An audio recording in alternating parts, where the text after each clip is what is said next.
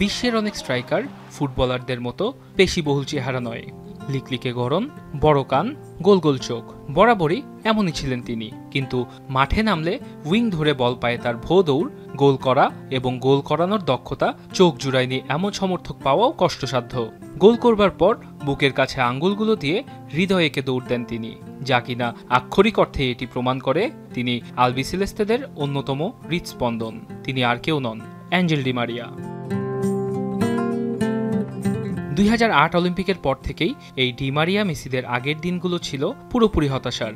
2014 বিশ্বকাপের ফাইনালে চোটের কারণে খেলতে না পারা, 2015 ও 2016 কোপায় ফাইনালে হেরে যাওয়া, এমনকি 1993 কোপা আমেরিকার পর যে কোনো শিরোপাই জিততে পারছিল না আর্জেন্টিনা। সেই দুঃস্বপ্নের যাত্রার পথিকও ছিলেন মারিয়া। ডি মারিয়া ও মেসিরা অবশেষে দীর্ঘ সেই শিরোপা খরা কাটালো 2021 সালে ব্রাজিলের মাটিতে। সেই দৃশ্যে নায়কের ভূমিকায় ডি মারিয়া, তার গোলেই বৈশ্বিক শিরোপার ক্ষুধা মেটে আর্জেন্টাইনদের। এরপর 2022 স্বপ্নের বিশ্বকাপেও মারিয়ার গোল। বয়স হয়েছে, শরীর আর সায় দিচ্ছে না, তাই আগ থেকেই গুড বাই জানিয়েছিলেন।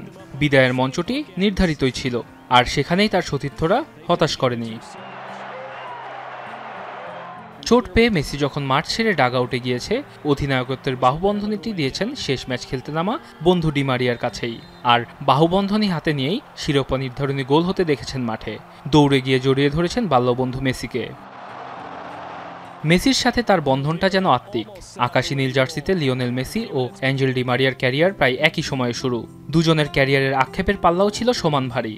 ডি মারিয়া সব হিসাব নিকাশ চুকিয়ে দিয়েছেন মেসির সঙ্গেই। 16 বছরের ক্যারিয়ারে আর্জেন্টিনার হয়ে জিতেছেন সব শিরোপায়।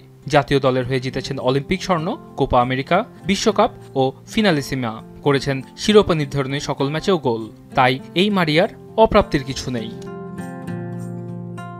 রোজারিও সেন্ট্রালের দ্বিতীয় বিভাগ ও প্রথম বিভাগ ঘুরে 19 বছর বয়সে বেনফিকা দিয়ে ইউরোপের ক্লাবে পদার্পণ। 3 বছর পরেই রিয়াল মাদ্রিদের ফ্লোরেন্তিনো পেরেজ জোহরের চোখ দিয়ে চিনে ফেলেন তাকে। তাই তো 9.5 মিলিয়ন ইউরোর খেলোয়াড়কে 33 মিলিয়ন ইউরো দিয়ে উড়িয়ে নিয়ে যেতে দ্বিধাবোধ করেননি। এরপরে তিনি হয়ে যান রিয়াল মাদ্রিদের স্বপ্নের লা ডেসিমা জয়ের অন্যতম সারথি। যদিও 4 বছর বাদে 75 মিলিয়ন ইউরোতে তিনি পাড়ি জমান ইংল্যান্ডে, আর সেটিও ম্যানচেস্টার ইউনাইটেডে। এরপর প্যারিস ও ইতালির জুভেন্টাস ঘুরে ফিরেছেন কৈশোরের ক্লাব বেনফিকাতেই। এখন পর্যন্ত তার ট্রান্সফার ফি গিয়েছে 179 মিলিয়ন ইউরো। ফোর্বসের তথ্য অনুযায়ী 2016 সালে সর্বোচ্চ আয় করা খেলোয়াড় তিনি।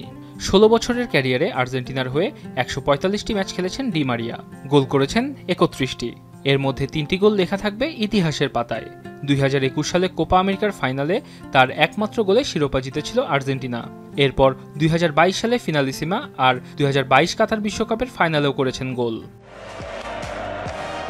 ভাগ্যদেবী শেষ ফাইনালে তার পায়ের গোল হয়তো বা চাননি, তবে আক্ষেপ বা অতৃপ্তি নেই, কারণ এই ফুটবল ধরনীকে মারিয়া যা উপহার দিয়েছে, এজন্য ধন্যবাদ তোমায়। ওয়াসিউল হক পান্থ, এখন।